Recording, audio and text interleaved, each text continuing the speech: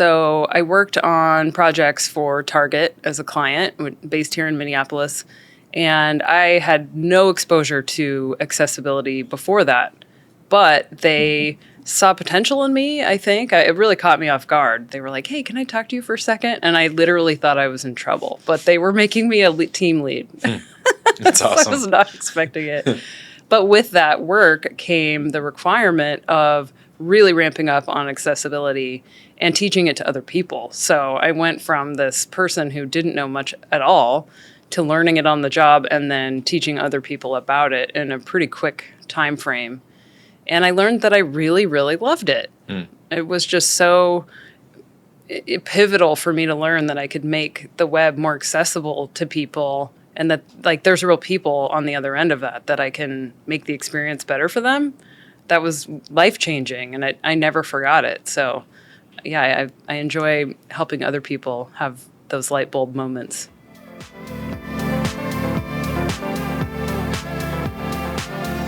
Hello and welcome to episode 13 of the Frontend Masters podcast. I'm Mark Kamansky, CEO of Frontend Masters, and today I sit down with Marcy Sutton Todd. She's a developer who's well known for her work in accessibility. We talk about how that passion for accessibility landed her various roles through her career, including working on the material design system at Google and beyond. It's a fun conversation, and I hope you enjoy it. All right, welcome, Marcy, to the podcast. Thanks for having me. Yeah, so we're going to start out with some warm-up questions, and the first one is, are there any special skills that you have that people might not know about? Ooh. Well, maybe not consistently, but I can do some push-ups. Yeah, when I'm feeling good and I have my life in balance and I'm doing what I like to do in balance with my work, I'm feeling pretty strong at those times. So, yeah. Nice. That seems like a dangerous thing to say out loud, though, because then I'm going to get challenged. You will definitely get challenged. Oh, man. Like, how many were we talking? Were we talking like 20 or were we talking like 60? No, probably like 10 or 20. 10 or 20? But when you don't really exercise regularly. Yeah, that's good, especially if they're good form push-ups, because there's a lot of variance in a push-up. I've seen people kind of like just push up their shoulders, and then if you really get down there and do a full push-up, like, people are like, well, I can do 60, and then you're like, or 10 regular push-ups, right? Yeah. So, 20 solid ones. That's good. Definitely have to challenge you on that one. All right. So, do you have any tips on traveling in an RV? Because I always see these beautiful photos on your Instagram of you traveling everywhere. So, yes. Well, let me think about it. Traveling in vans and RVs is so freeing. I mean, I think the golden age of that, we might have peaked, or we might be past that. So, thanks, van influencers. But I think making sure that if you have a role on a tech team, maybe if you're not a manager, that would probably be best, because that would be a lot of one-on-ones in a chair, in a van, or an RV. Maybe RVs are a little more roomy. I think pick your vehicle based on how much time you need to have your butt in the seat, because you can go to amazing places. Vans are a little bit more capable to go some more remote places, whereas RVs, you might have more room inside of them, but you can't go as far. You can't go down those kind of rocky roads to get that perfect camp spot when you're going to be dragging your RV down there. But it sounds like that's where the real rewards are. Definitely. Yeah. If you can go out a little deeper, you can be more free standing, more self-sufficient with your power and your water and food and everything. You can do some amazing van camping. And we haven't used ours yet, but on our van, we have a Starlink system for connecting to the internet. And I think that's enabling a lot of remote work from very remote places. So that would make it possible, I think. Well, I think there's a few teachers who have said that's like their dream is to do this. So I'll have to connect you. So you did the van or you did the RV?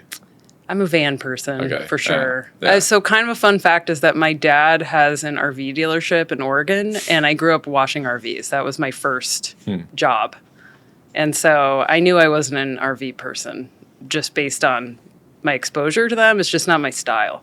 Like, I'm not going to go to an RV camp and just park for a while. I would much rather go out on BLM land, the Bureau of Land Management, and just go be out there roaming and camping wherever, mountain biking and things. So yeah, the van camp style is my style for sure. And when you say that it's peaked due to influencers, what do you mean by that? I mean, you're going to get harassed if you park somewhere that you're not supposed to be parked at. You're going to get a loud boom, boom, boom on your window and have to move in the middle of the night. Might not be super as welcome because it's kind of hard to be stealthy about it these days. You know, we want to follow laws and rules and things and not just be jerks about it. I think people have pushed well past the limits of what is friendly and acceptable. So. Understood. So yeah, people are out there skirting the rules. Yep. I see. All right. So what is your background? Like, where did you grow up? I grew up in Oregon and Washington, so I'm as Pacific Northwestern as it gets. So I love it up there, but it is fun to come to Minneapolis also. Yeah. And where did you go to school? I went to photography school in Southern California, Brooks Institute of Photography. I wanted to be a photojournalist. Okay. But as I entered the job market, right in the last big upheaval we had around 2008, it was becoming clear that photojournalism was not going to be a viable direction. Actually, it was earlier than that. I did enter the job market as a web developer around 2008, but I think I've had multiple times where the market has just totally changed, and I've pivoted a few times. And so from photojournalism, I could just see that newspapers, their news is sorely needed. As far as jobs, though, it was just not looking great. So I went into web development. I'd been making websites since I was a kid and really enjoy computers. I have the patience for sitting in front of a computer to get things done. And it just was really exciting to go that direction. Yeah. So when did you get first exposed to like making your own websites? You said it was pretty early on. GeoCities. Nice. And I made sites for putting my photos online. And so when I went to photography school, there were web classes there. And actually the Flash class was full. Everybody wanted to take Flash ActionScript. And so I thought I did too. But I really wanted some exposure to coding. So I took the HTML class and kind of the rest is history. So what age was that when you started? When I started, I was probably preteen. And then by college age, you know, I'd had that bug already. Yeah. And just kept getting more and more into web development. That's awesome. So what was your first, kind of like foray into the industry, like first job or first, like how did you get that? Yes. So I went back to school after Brooks Institute because I knew I needed more skills, more training. And so I went to the Art Institute of Seattle for a quick stint, like get in, get out, get an associate's degree. And I'm really glad I did because one of my instructors connected me with a paid internship at a small design firm in Seattle. I was the only in-house developer. I had no idea what I was doing, but I worked really hard at it and grew my skills. I went from there to an agency in downtown Seattle where I could work with a bigger team. And that really led to the big kind of aha moment in my career of discovering accessibility. I learned it at that second job. That's awesome. And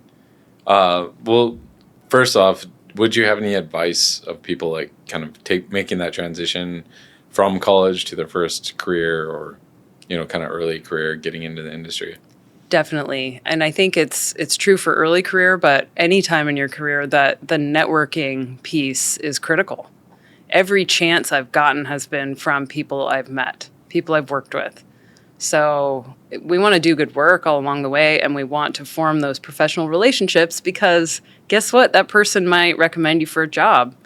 The job I just got 3 months ago, I got through someone I worked with at my second job. So that networking piece, especially these days when there's a very competitive job market, it's who you know that will help you break through. So there's really no way around it from what I've experienced. And it sounds like you built some like good working relationships like earlier in your career, and that was foundational, and then you're able to get that kind of referral later.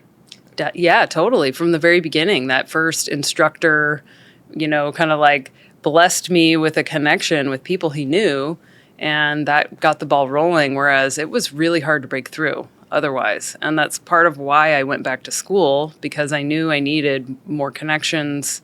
I had more work to do as I was incubating as a young developer. And fortunately, I was able to make those connections and did some really fun work.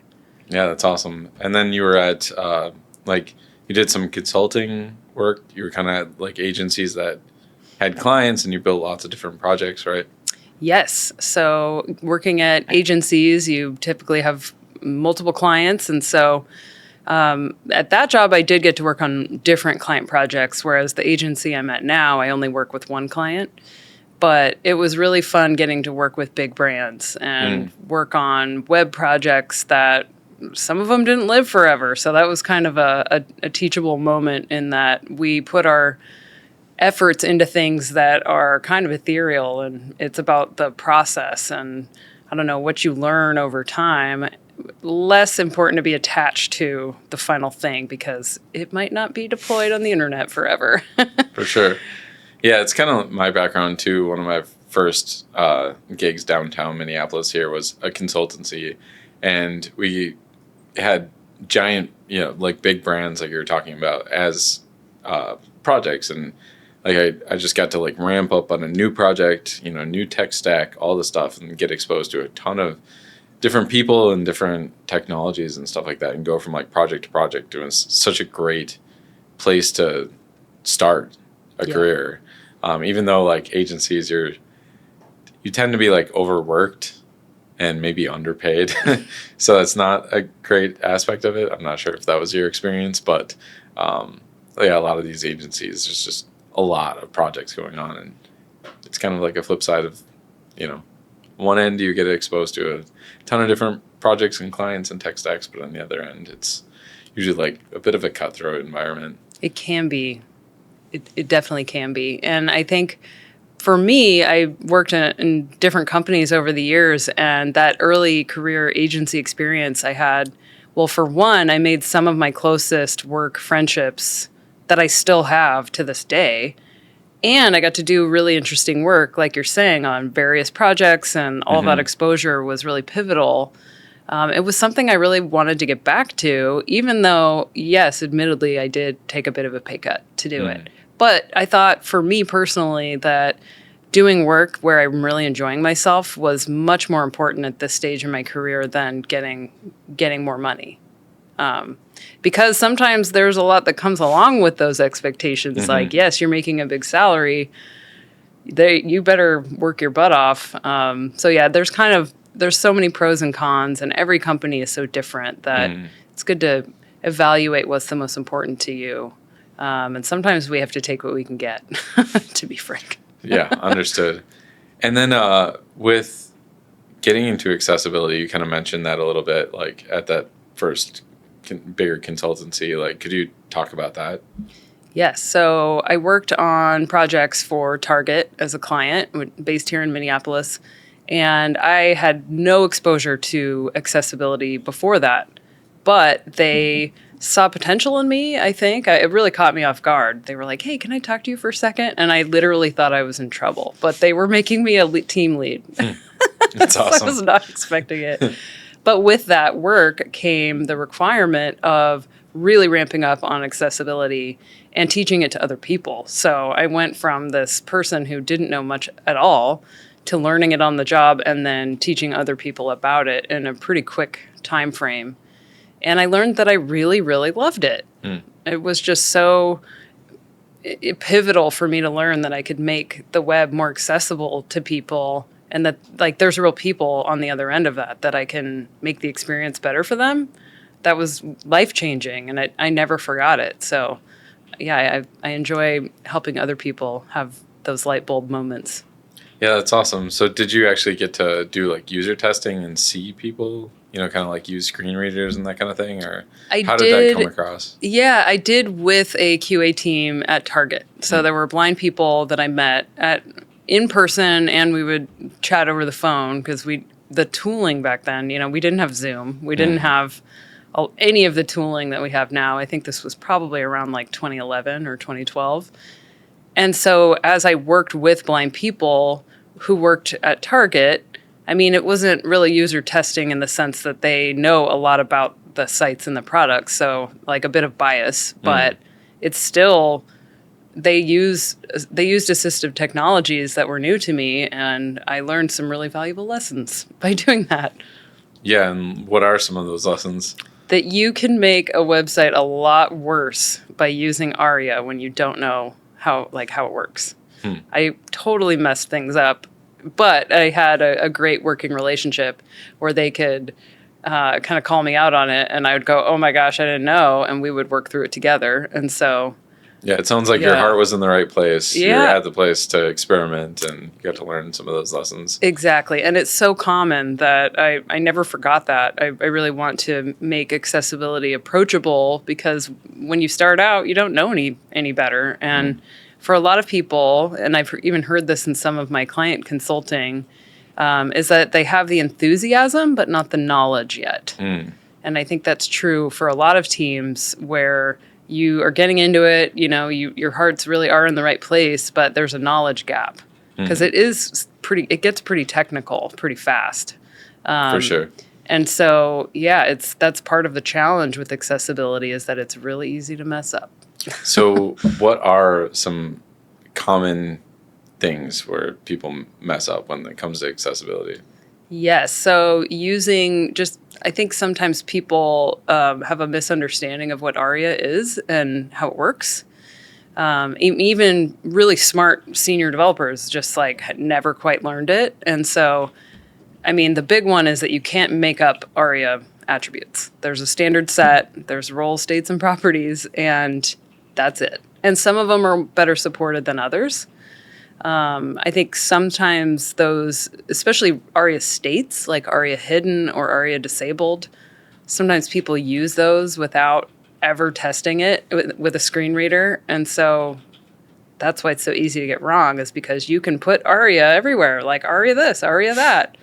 But then if you never test it in a screen reader, you have no idea what it's doing. It's basically hidden from you, because dev tools can kind of point you in the right direction. They can catch some of it, but some of it you really do have to fire up a screen reader and listen and see what happens, which a lot of people don't do. Yeah. So let's say I don't know much about ARIA, but I care about accessibility. Like, what would you recommend as kind of like first steps getting into it? Yes. So I would say start with really basic stuff, like maybe wait for the ARIA parts until you've gotten kind of the foundation, like working with HTML and how CSS applies to that. Make sure it works with the keyboard. I think we can go a long way with some basics in HTML to get things like alternative text for images and headings and like all the semantic parts with HTML. And making things work with the keyboard so that you can move focus around for interactive components. I think with that and some like labeling of elements, you can go a long way before you even have to add ARIA onto things. I guess my other tip would be test with a browser extension like Axe in Chrome or Firefox, because that will guide you through a lot of the common issues. It helps me catch stuff all the time, and I've been doing this for a while. So I think, let some of those tools help you. Did I read you actually worked on Axe? I did. Okay. Yep. I was there for, I guess, almost 3 years. It's called like DQ Systems or something? Yeah. Yeah. So I worked there. I was on the product team for a while, and it was really neat to kind of see behind the curtain of what an accessibility company does. Like, they're the type of company that a bank would engage with to handle lawsuit prevention, or to build an accessibility program so that companies can be more self-sufficient. They're like specialist consultants that big companies hire to do accessibility. And that was pretty cool. I think ultimately I wanted to get back to a more general software development role, which is what I'm doing now, where I can apply accessibility, but I'm getting to build UIs again, which is what I wanted.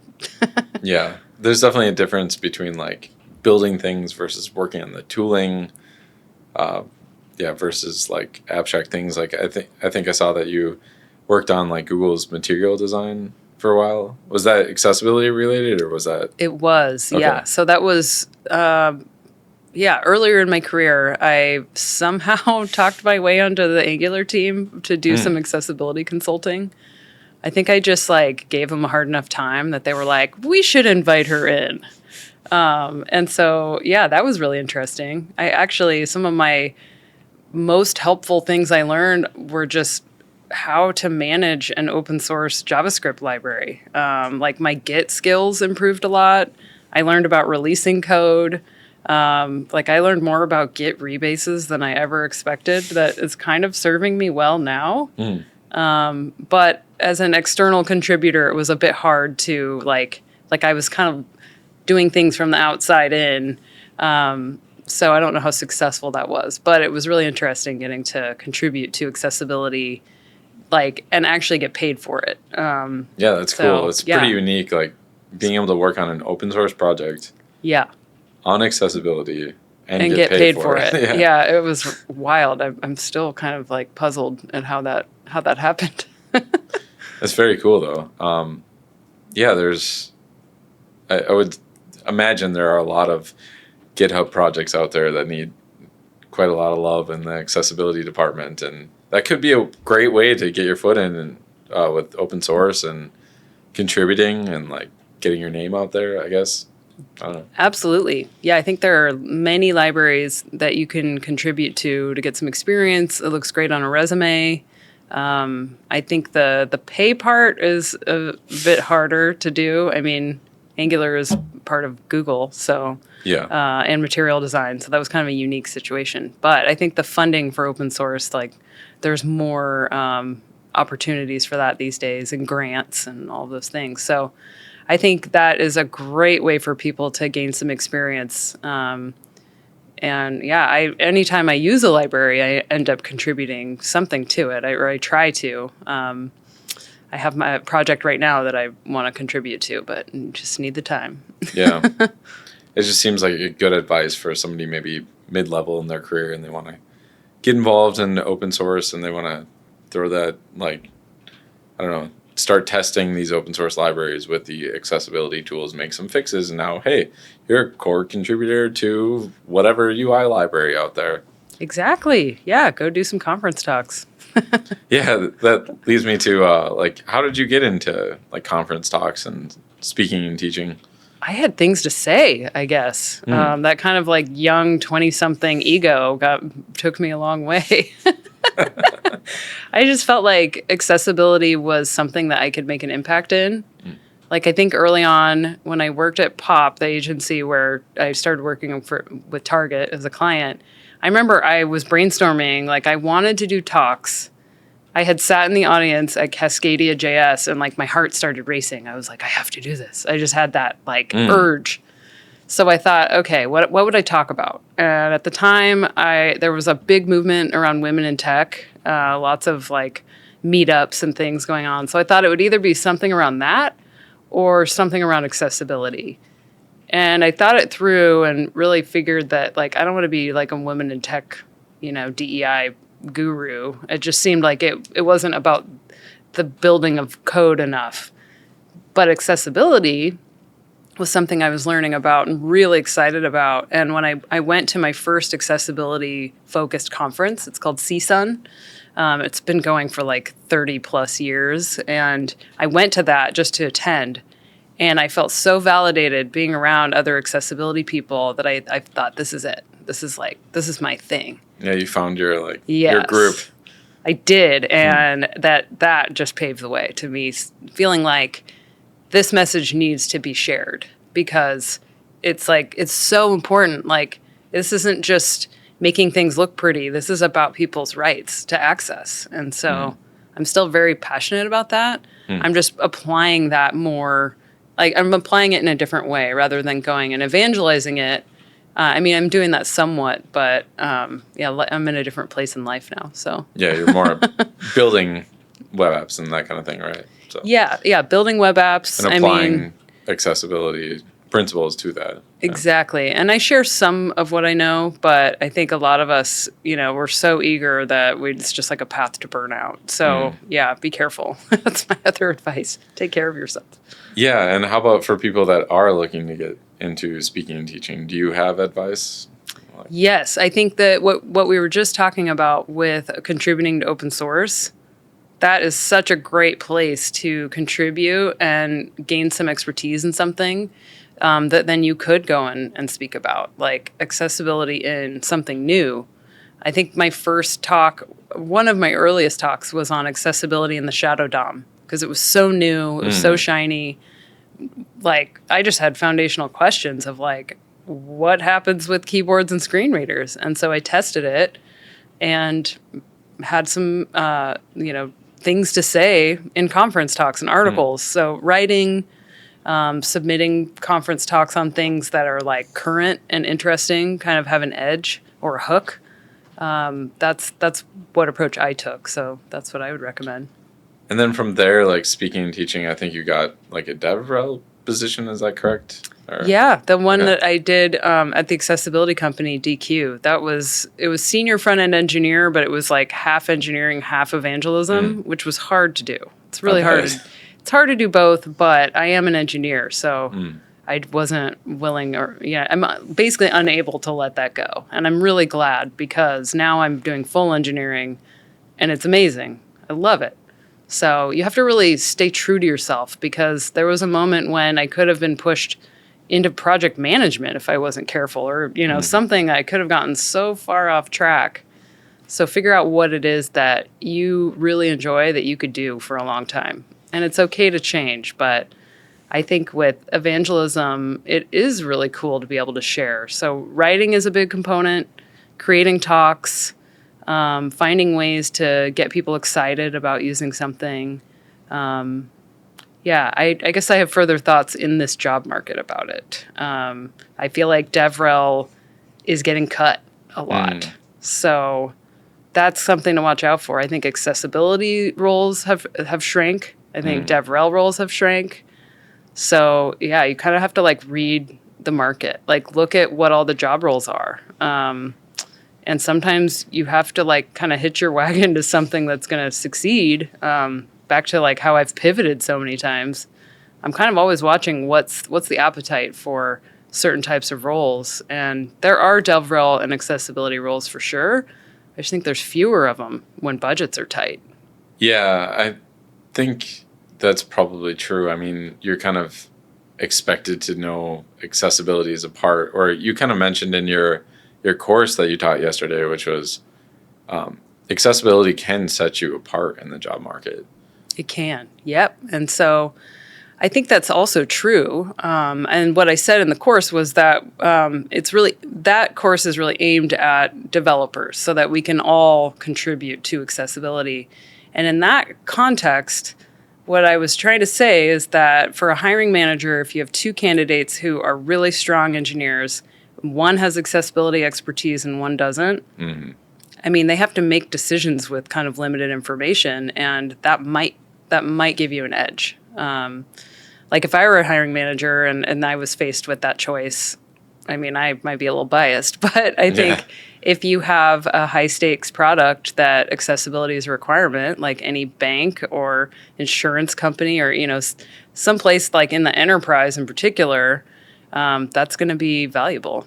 And I think as a hiring manager, we, are hiring now and we've hired recently, but yeah, it's kind of almost like a signal that you have empathy. I mean, if you're like an empathetic person, you're going to kind of see this whole accessibility field and be like, okay, well, I should know at least the basics so I can make the website work for everyone. And that can be a proxy to like, hey, maybe you have empathy when you're working with others, as well. And it's kind of like I don't know. I think it's a good character quality and trait when working with others. Yeah, definitely. And then, you were talking about DevRel getting cut. I have thoughts there as well, but I think in general, DevRel is kind of seen as like a marketing kind of growth marketing perspective when it comes to hiring. And when people have to sharpen their pencils, that might be an area that would get cut versus like maintaining the software and growing the software itself and the product and that kind of thing. So DevRel is under marketing and growth sometimes. And I mean, it is really cool. Like, I think if you are passionate about DevRel, there is definitely still space to do that. I mean, I think about photojournalism, like the people that I went to school with who succeeded at it, who are those rock stars at AP News and New York Times or whatever. They were the best people in the class at that, you know? Like, it makes sense. Yeah. They just never... They're, like, born for it. They're born for it. They're gifted. They're, like, they never let up. I just kind of had that doubt. I was like, well, do I really feel like I could succeed at this? And my heart said no for photojournalism. Engineering, on the other hand, I've never given up. Like, I fought really hard to get this job that I have now, and I love it. So, like, I'm really glad I didn't let up. But you kind of have to know, like, for yourself, that's something to explore over time is, like, what's the market like? How many jobs are there? You know, kind of like, how do you rank yourself? That can be hard to evaluate yourself. But, yeah, just things to think about, like, when it is highly, highly competitive. For sure. I think about, people who have, let's say they get really good at engineering, and they go share, and it's similar to your path where you're like, okay, I'm sharing at conferences, I'm teaching about it, and then all of a sudden a new career path is open, like you said, DevRel or whatever. But another thing that can happen is if you get to those levels, then it's like, hey, do you want to be an engineering manager? Or do you want to be a product manager? Or do you want, there are other roles that people who kind of like, rise to a senior or a lead level, they're kind of offered these other career paths. And, folks that have been on the podcast that have said, no, I'm an engineer. I will always be an engineer. That like, it seems to work out really well for them. But then also folks who have said, I'm going to go, technical management is like, that is my career path. And it's worked out for them as well. But it's like a self-growing, analyzing yourself, like your own work and you have to figuring follow out your heart. Yeah, exactly. Yeah, find your jam. I love it when people figure out, I mean, it takes a while, but like learn enough about yourself to figure out what gets you out of bed in the morning and what gets you fired up, and pay attention to that, because there were parts of DevRel that I just struggled with, but people will be like, but you're a TV personality, like, but you should do it. And I'm like, but I don't really enjoy writing articles, and I get so drained because I put so much of myself into everything I speak about or teach about. I kind of just want the like regular mundane routine of engineering and not doing these big shows that I have to put on all the time. And so for DevRel, for me, just seemed like something that wasn't sustainable. But I love it when people can figure out like what gets you fired up. And we need good managers. We need people to like do all of these different roles. Not everyone is going to be in engineering. We need accessibility people too. So I think it's all about figuring out like what do you enjoy, because that can really often help you be better at it. Be really good at it. Absolutely. And then now with your engineering role, you still came and taught, right? Yep. So what keeps you teaching? I feel like I kind of build up enough. Like I rest, I engineer, I build stuff, and I'm like I build up enough over time where I'm like, okay, I got to go do it, because I do enjoy it, but I work so hard at it that it isn't sustainable to do that all the time. And I was traveling, once or twice a month. I'm a parent now, so I just can't do that anymore. But every now and then, I think I can do something big and important. And Frontend Masters is just such an amazing thing to be a part of that I really wanted to say yes. That's awesome. Well, thanks for that. I'm glad you came and made that decision. I think how did you end up finding Frontend Masters, or I can't exactly remember the story, but. Yeah, good question. I mean, I think just through osmosis in the industry, like seeing people teaching, seeing people taking courses. I've been on both sides of it. Like I watched a lot of Frontend Masters in my job search. Yeah, I especially love Steve Kinney's courses on React. There's so much good content there that it's been like a kind of a comfort in times when I have a little more time to spend in front of a computer, but I'm free to spend it, training on something. Frontend Masters has just been excellent for that. That's awesome. And also, like, you, on top of Frontend Masters, you also like created your own course, right? I did, yes. So I had been thinking for a while that it would be really cool to create something that kind of, I don't know, it was almost like a thesis of everything I'd learned with accessibility over time. And so I created a course called Testing Accessibility. It's like a self-paced accessibility course. And that was a really big push. Yeah, I actually launched that course and then had a baby 10 days later. So It was like double launch. It was like a wild time in my life. Course and human. I am done. Yeah, but I had like just such good focus time since that was our first child that it was kind of amazing to get to spend that time working on something that I was really excited about. And kind of even before that, when I found the domain testingaccessibility.com was available, it was just like a green light in front of me saying, okay, now you really should do this. When the domain name was available, it kind of just went, click, okay, I'm doing it. So here's your opportunity to pitch the course. What would you say, like, who is it for?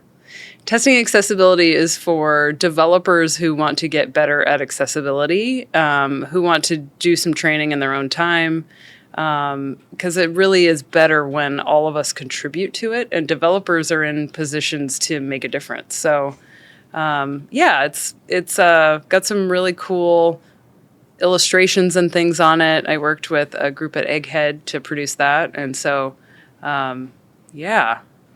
it's worth checking out. Cool. And do you have anything on your horizon, either career-wise or personal, that you're super excited about? Ooh, good question. Some rest. That sounds great. Mountain biking. I mean, I'm really gonna get back to the mundane of life. That's what I'm craving. But I think I'm excited to do some more work, write some automated tests. It's pretty basic. Mountain biking doesn't seem too mundane to me, but it's so good. Yeah. Mountain biking specifically. I have a new bike at home that is just it's like the sports car in the garage that I haven't gotten to drive. So I'm very excited about it. Yeah, and I'm sure you checked a lot of bucket list items off in your traveling cross country, but do you have any more or anything that you're thinking of? Yes. Well, I mean, we do have our van that's being built out right now. My husband's working on that. And so we want to go to Mexico, Baja, and up to Canada for sure. Just kind of venture off, see how far we can get. Southern Utah is always where my mind goes because there's just amazing mountain biking there and hiking and fun stuff. So kind of wandering again at some point. I don't know when that will be, so that's why I'm not just kind of leaving it open. For sure. And do you have any overarching themes when it comes to your career and kind of going from, I mean, you've had quite a wide range of things you've done throughout your career. Is there anything that you would say ties those things together? Something that's held true throughout, the decade plus that you've been a engineer? Yeah, I would say that I have kind of a creative side to my web development. If there's one thing that's consistent, it's that I always have Photoshop on my computer. And so I always have some way that I have an excuse to have a license to Adobe software. I don't know why that is. But from photography into working at a design firm to going to into DevRel. It just, those skills I have really used throughout everything. So I think having that eye for like creative production, and I have a bit of a photographic memory too. So like that visual side of things I've carried through the whole time. It's not necessarily something I talk about very much. I think I'm kind of just realizing it right now in this moment. But yeah, that visual side. It is pretty nice as a developer to be able, and especially in DevRel, to be able to produce your own assets and things. And so I do enjoy just being able to be effective and have more tools at my disposal. For sure. And if you have that kind of like design eye, especially if you're building UIs, you can tell if something looks correct or, you know, because, I mean, part of being a UI engineer and being a good one is translating design assets into real working solutions. And you can probably, you know, probably does set you apart, being able to see if something works well, looks correct and whatnot, you know, versus somebody who just kind of like is only focused on the actual code and not the UX or user experience of it. Yeah. Yeah, there's so many areas that we can all find our specialties in, and that's my jam, is getting to build UIs. So I'm thrilled that I'm getting to do that again, because kind of had to persevere through. So I mean, the rejection of not getting jobs is tough. So I've heard from so many people that are in the market for new jobs that I just want to like offer a virtual hug, because it really is hard. You question everything when you get those no's. And so I persisted because I just had more to offer. And I'm really, really stoked that I found my place. And I hope that other people find their places too. Well, I can't think of a better position to, or quote to wrap that up. So, thanks for being on the podcast. Really appreciate it. Yeah, thank you. It's been a pleasure. Hey there, before you go, don't forget we're new at this. So any feedback, whether it's a like or subscribe, we'll take those, or a comment about what you didn't like or what you'd like to see more of in the future. We'll definitely incorporate that into the next episodes. I'm really enjoying these conversations. So any type of feedback would be fantastic, and especially sharing it with your friends and colleagues. So really appreciate it. Thanks for listening. See you in the next one.